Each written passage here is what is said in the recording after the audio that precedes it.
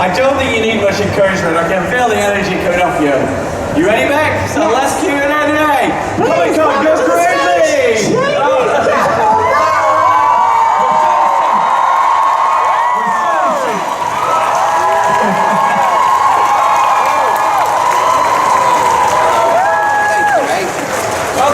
Welcome. Thank you so much. This is nice, isn't it? Oh, lovely. Look at that, put your little however you always there and have a snooze. Yeah, you guys just talk amongst yourselves, I'll be fine with that. This is a good look. Thank you. I don't have a head for hats, so whenever I see someone rocking a hat, I'm like, well done. Yeah, I'm slowly but surely increasing my collection as the days pass. This is my new favourite. I like it very much.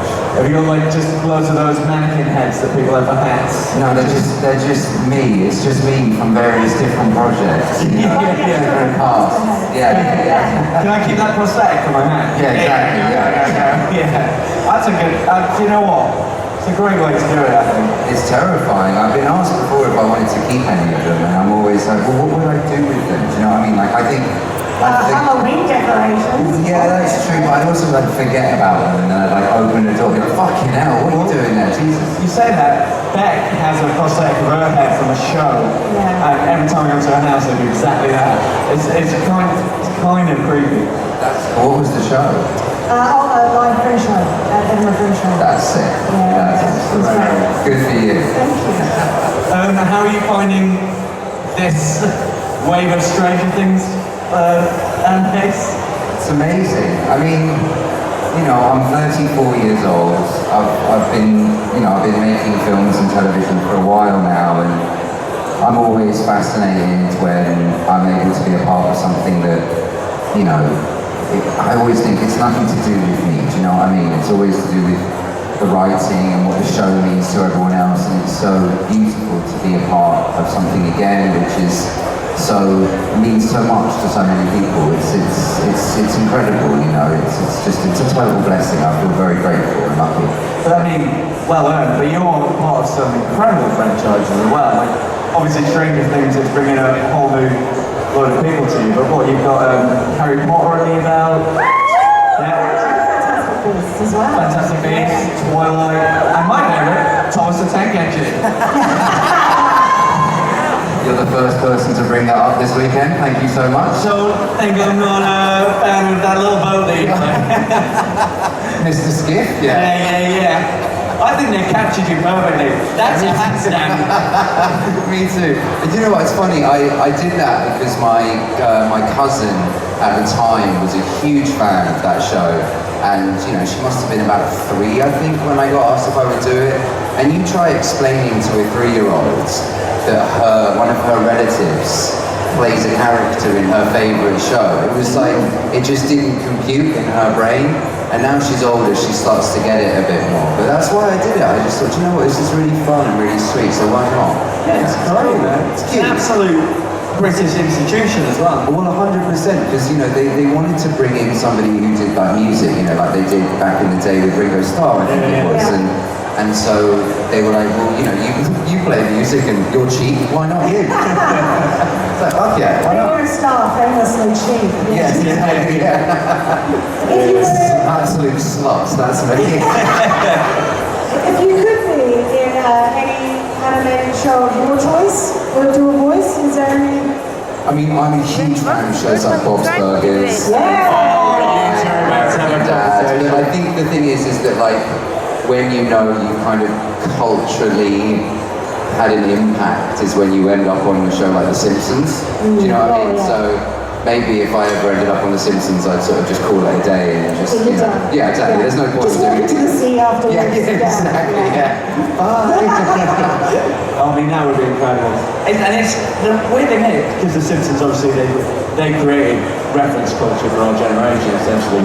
It wouldn't be surprising to just see like, and now we're going to have Vecna in the set. That would be incredible. It would be better than appearing on something like South Park. Do you know what I mean? If you're on South Park, you know you're in trouble. Whether they ask you or whether they just do an impression of things. Either or is terrible. Either or. I don't want to keep talking about this because I feel like I'm putting it out into the universe, scaring me. Take that to me. We'll shut that down right now. But yeah, I mean, it is incredible, like, because you've worked solidly, like, absolutely solidly, but I think, like, there's something different about Stranger Things fans to everything else, because they're, like, a lot of the fan bases obviously have grown with you, like the Harry Potter ones, they're all, you know, different generations, but Stranger Things is such a new fan base. Like, it's crazy to think the impact's had now, but in 20 years, like, it's going to be exactly the same, like, people just coming out and loving you. Does it feel weird knowing that you are immortalised in this way?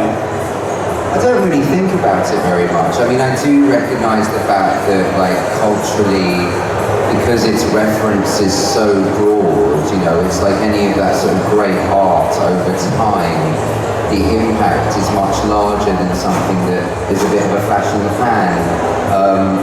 You know, ask me in 20 years how I'm feeling, and if it's still around, I'll let you know. But right now, I'm just kind of living very much like day to day and just sort of taking it in. And it's just, you know, it's like I joined in season 4, you know, the show's been going for 6 years already. And to step into that is something that just meant a lot to me at that time. Yeah. It still means a lot to me now. But also, you are now, like, as far as villains go, you're up there with, like, you're going to be up there with Darth Vader and Sauron and things like that. It's such an iconic thing already. Like, we'll see. You know, I know where it came from. Do you know what I mean? Like, I know where Vector came from. I know how much that means to Matt and Ross, and I know the references that they pulled, and that for me was one of the biggest draws to be able to be doing the show. Was it was like, okay, this is like all my favourite characters from over the time, and you know, I was able to take my favourite dark characters and put them into it, you know, and I'm really grateful that, you know, it seems to have had an impact. You know, but again, it's down to the writing, you know. I turn up, I do what I do, I try and do it to the best of my ability, and I try and give as much of myself as I can do. But you know, Matt and Ross are really smart people. They're not just sort of winging it. They know exactly what they're up to all the time. yeah.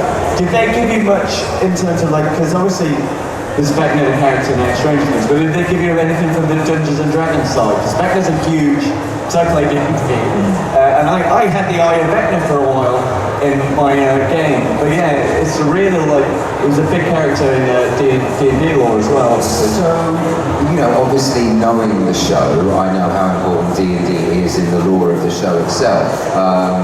When I was asked to audition for the character, when I went to go and meet with Matt and Ross, it wasn't something that they brought up at all. When I was offered the part, obviously I kind of sort of like dove into it, found out more about it, because it was very helpful to kind of know a little bit more prior to getting all the scripts through as to like maybe where this guy's coming from. But the weird thing is the week that I got the job, I left my apartment and I was walking down the street, and there was a guy, and this is the only time I've ever seen this, there was a guy wearing the Eye of Vecna t-shirt. Oh really? Yeah. And I was like, whoa, that's mad. Like, that, and weird things like that would happen whilst I was making the show. So, you know, I know of him, and I know of the lore of him in D&D, but it wasn't something that we even really discussed at the time. I didn't know if they drew to that, or if it was just as a thing. I think one of the things that they do is they kind of let the actors, and they hire people who are naturally inquisitive enough to go out there and find out the information that they put in there themselves. And that's half of our job, right? It's like know exactly what it is that you're stepping into. And the way I see it is, half of my job is to try and get into the mindset of the writer or the director, of the creatives in general. And in that, you know, you dig around, you find things, you put things on the walls, you put things as the background of your phone, you do whatever, you know, it's great. I'm going to ask a very weird technical question, but obviously you shoot a lot of scenes with a very, very young Eleven. But, I mean, she's not that small. So, is it filmed with someone with a stunt double, and then computerly magically done, or were there scenes with her directly? At what point does it cross over? That's really cool. It's funny you mention it, because I was actually thinking about Marty Blair last night. So Marty Blair is the young version of 11, basically, and what we've ended up doing, what they ended up doing, I didn't do any of it, replacing Marty with Millie. And I don't know how many of you are aware of Marty Blair and what she did in this last season, but she's a phenomenal young actor and very, very talented and incredibly sweet and very kind and very giving. And you know, she's just wonderful. She's one of those people who's now kind of, she's just doing her thing and plodding along, and I feel like it's important for everyone to know who that is, you know. So if you want to go out there and have a look, Marty Blair is the person for you to go and have a look at. And so sometimes I'll be working with Marty, and sometimes I'll be working with Millie. One of the coolest things I've ever seen happen on a film set was, so in the lab, right, on that set, it's, you know, it's a whole set, so there are lots of rooms, every number has a room, and for like, you know, sort of holding area, we're all put into separate rooms, and I'm sat in like number 17, and I'm working with, you know, with Amy doing some makeup stuff, and I've got an iPad there, and I'm watching the scene take place, and it's Marty, and it's right at the end of episode 7 where Brenna comes in, and 11 has sent Henry, you know, sort of into the void, as it were, and he says, "What have you done?" And 11 has to turn around, and that's Marty doing it. And I'm watching this, and it's Marty, and you know, she's doing amazing, she's just wonderful. But the boys sort of wanted something else, and all of a sudden I heard Millie's voice, and Millie's 16 at this point, right? And she comes in, she like puts her arm around Marty, and she tells Marty what to do and how to like really nail it. And the next take, Marty just like totally smashes it, and the electricity was just like so vibrant.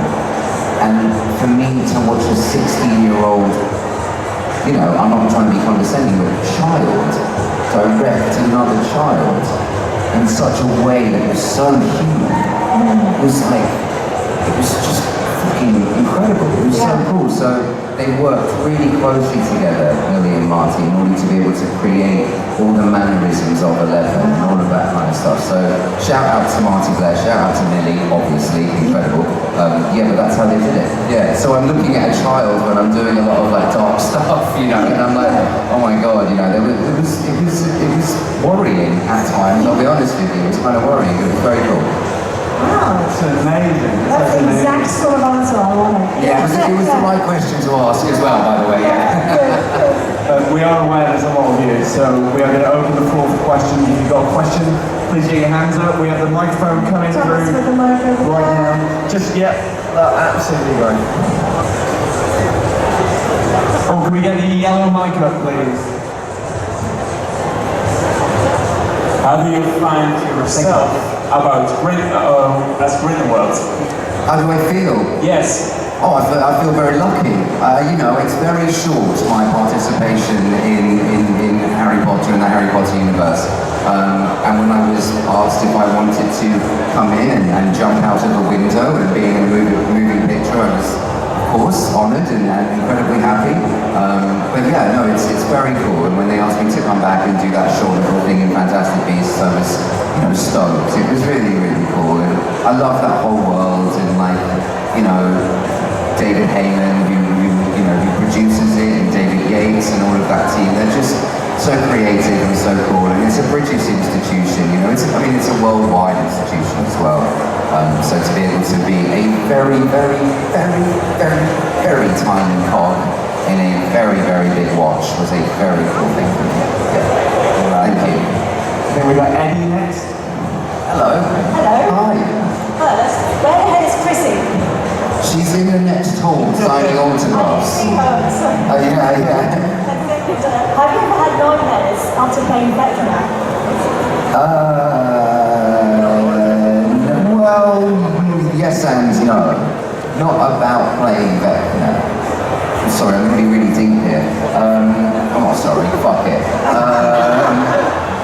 So one of the things for Vector and one of the things for the character for me was this idea of resentment. You know, I think it's something that I really related to, you know, how we grew up, the idea of the world is a lie, all this kind of stuff. And to dig that resentment up in me brought up things that perhaps I wasn't aware that I hadn't processed yet. So at the end of the day, if I go home, sometimes that stuff would still be in there, and I'd be thinking about things that I didn't necessarily want to think about, you know. But just have to kind of be like, okay, this is happening, that's fine, it's all good. But no, I've never had a nightmare about Vecna. I like Vecna, I love him. He's me, we're fine, good chill. Have you ever had that nightmare where your teeth fall out? Yeah. Yeah, that was awful. Have you ever had that nightmare where you piss yourself and then you wake up and you piss yourself? Yeah. And sometimes I'm not even asleep. Yeah, it's terrible. That was before I got sober. Yeah, pass it down. I'll get some of the Just friends. while it passes, I want to ask, because we've been asking on the guests, it's a standard question, but have you been able to keep anything from any of the sets of any of the films that your TV shows have done? Yeah, I have one of the hands of Vecna. I have one of those. That's awesome. Yeah, I tend to keep my chair backs as well. You know, we get these fancy chairs with our name on them. Makes me feel really important. So I keep those sometimes. I've got a ring from a movie that I did called The Mortal Instruments. Did you put it on the Vecna? Did you keep it on the hand? No, because the hand itself is like, it's got like a mechanical thing inside of it. So Barry Gower, who made it, really wanted to keep the mechanical bit. So it's just like this really limp bit of like foam. And it just sits in my drawer. It's killer though, I love it. I took it to the first convention I did and I've never taken it to another. Because I was like, this is really cumbersome and actually kind of grim. Like, Also, going through the airport with that. anything. Oh my god! I want to see your spare room now, which is just a floppy hand and loads of your face. Yeah, that's the whole house. Super ego. Lots of hats. Lots of hats. If Vecna would come for you, which song would your friends use to save you from him? Oh, my friends, I stupidly, and I had to say this answer every time because I'm such an idiot. I stupidly said Miley Cyrus's Party in the USA when I was first asked this question, so I've got to go with that. So yeah, there you go. Miley Cyrus Party in the USA. God help us all. I don't take this the wrong way, but when you answer that, you look dead inside. So I feel dead inside. The shame is so real. I like shrink so much. if I was coming for you, Thomas the Tank theme, Yeah. no issues. That would be fun. I'm We're going to terrified. don't worry, we'll get to you. Yeah, I will get some down the front and I will come across. Yeah, here, I'm here. Oh, sorry. Hi. Hi. Do you have any updates on, I forgot the name, but movie to Hungary, it got a new name. The movie what, love? True Hunting. True Haunting. I have no updates on True Haunting. I can tell you about other things. I made an amazing film last year called Horizon, which is this incredible Kevin Costner Western, which is just awesome. I've seen about 10 minutes of it. We did like a sizzle reel, and it looks phenomenal. It's got the most incredible cast. And I just made a really interesting film called Witchport with a director called Chuck Russell. And Chuck Russell directed The Mask and actually directed the third Nightmare on Elm Street as well. Really sick. And it's this, you know, we're independent, but we've made this really interesting genre-blended horror adventure thing. I don't really know what to say about it other than as I was making it, there were times where I was like, fuck, I would watch this film so much. So I'm really excited about those things. And then obviously, you know, Stranger Things, whenever that is happening. Yeah. Thank you. Very much. I'm going to come back in a second. That's why your Twitter bio says Witch King. No. The Witch King thing, I'm not really sure where that came from. That I felt, you know, as we were going into the pandemic, you know, if we all remember that PTSD moment, I was doing my solo music project and I was kind of just feeling my way through a darker space that perhaps I had neglected or rejected for some time. And I feel like, you know, often, perhaps not nowadays, but in law, you know, the idea of witches is genderized per se. So I liked the idea of perhaps like taking the two things and putting them together, but ultimately it just means that I'm a witch, really. Love it. Yeah, sometimes. Sometimes. Hello. Hello, and welcome to Belgium. Thank you so much. I was wondering, when playing Vecna, and when we meet him as one, he has something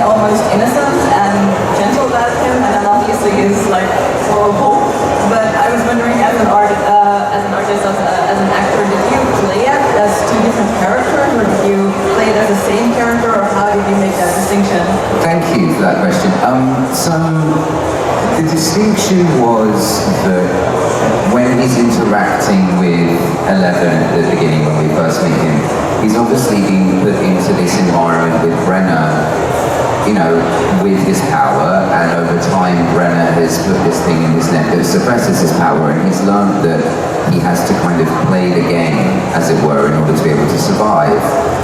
He recognizes in Eleven parts of himself, but also he does need Eleven to help him, you know, ultimately, which he does. And so with that, there had to come this kind of trust me, you know, not facade, but this relationship that needed to happen. But underneath that, there always had to be this burning fire. And I mentioned earlier the idea of resentment. You know, his resentment is obviously that his parents, well, he was isolated and ostracized as a young boy. His father comes back from the war, lies, you know, he presents himself as this very upstanding citizen and member of society, when in fact actually the truth is that his father has killed, you know, a civilian family. And Henry sees that and is like, no, that's wrong, this all feels really wrong to me. So you have that, you then have him being put into an asylum where he's manipulated and controlled. You then add into that, Eleven takes away every single ounce of possible hope that he has for a future of joy. Well, all that's left is resentment. So it was always about building those layers, but there was very much a considered effort on my behalf of being like, okay, I need you to trust me, so feel that from me, and then we'll be okay. But I never saw them as two separate characters. I always saw them as the same character, but he was just playing a bit of a game with her at first. Right, you two had your question for age. I'm going to come this way and then back. Be careful because of the speakers, okay? If it starts to hum, run away. Hi. I have a question about movies and film. There's a song there. If you sing a stadium Solana, you can sing a part of that. Oh no, not now, no, absolutely. Too many cigarettes right now.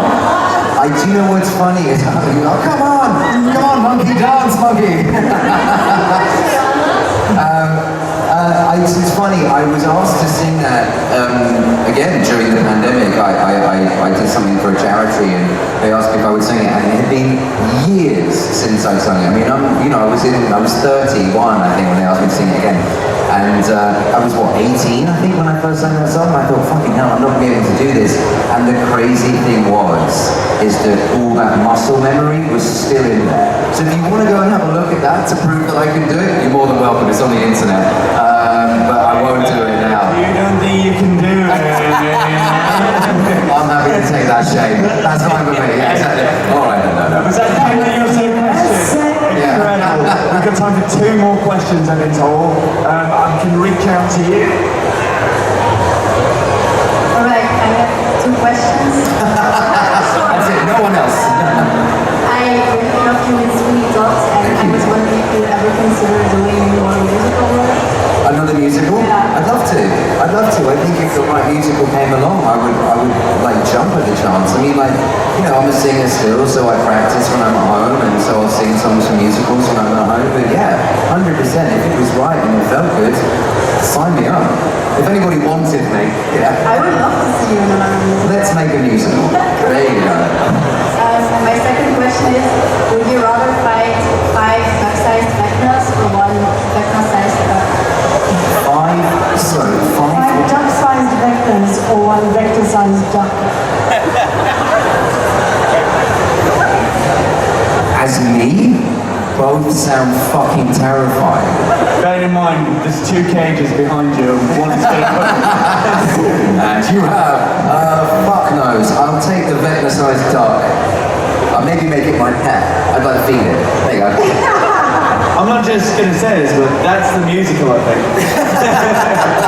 I'm sold. You have come for me, dog. I can't sing, but I was pretty impressive. That was good. I've just been told you have to get to a photo shoot. Okay. I'm very sorry, we're going to have to send you back out into the world. But this has been an absolute joy. Thank you so much for coming. What a great last Q&A. Look at all these people. We're going to get a photo with you all in the background. Awesome. So yeah.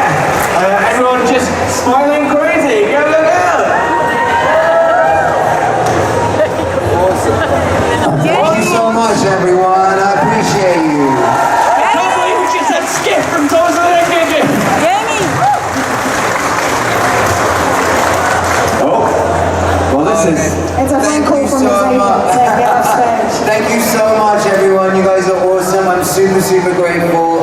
You guys have been so lovely, and I hope you've enjoyed your convention. We appreciate you. Without you, we cannot make films, we cannot make TV shows, so we are so grateful. Thank you. Joy to end the day with you. Lovely, yeah. You still have time to get